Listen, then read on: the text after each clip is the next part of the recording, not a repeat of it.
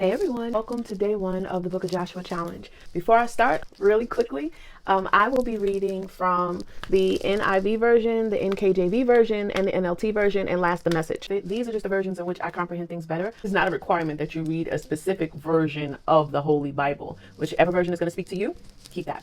I will be reading and doing this as a challenge for myself in hearing what the Lord says to me. You are more than welcome to do this challenge. I am actually going to start off by reading Deuteronomy chapter 31, and I'm going to read verses 1 through 8, the NLT, that is the New Living Translation version. So this chapter is titled, Joshua Becomes Israel's Leader. The Lord will destroy the nations living in the land, just as he destroyed Sihon and Og, the kings of the Amorites. The Lord will hand over to you the people who live there, and you must deal with them as I have commanded you. So be strong and courageous. Do not be afraid, and do not panic before them. For the Lord your God will personally go ahead of you. He will neither fail you nor abandon you. Then Moses called for Joshua, and as all Israel watched, he said to him, Be strong and courageous. When Moses had finished giving the instructions to all the people of Israel, he said, I am now 120 years old, and I am no longer able to lead you. The Lord has told me you will not cross the Jordan River. But the Lord your God himself will cross over ahead of you.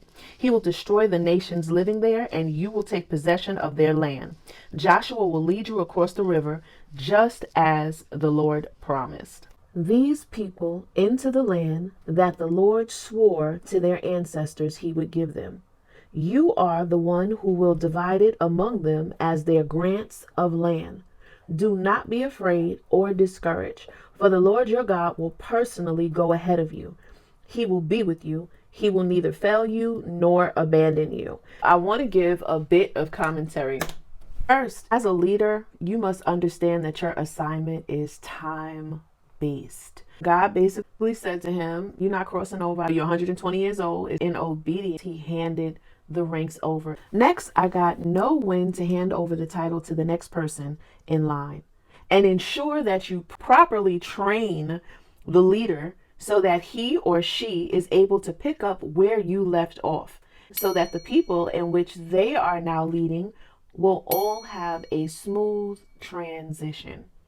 This is a representation and a celebration of the ending of a thing. And as leaders, if we don't know when our time is up, and if we don't take that time to train those who are supposed to be next in line, what happens is we cause chaos. It lingers. It starts to stink. The people in which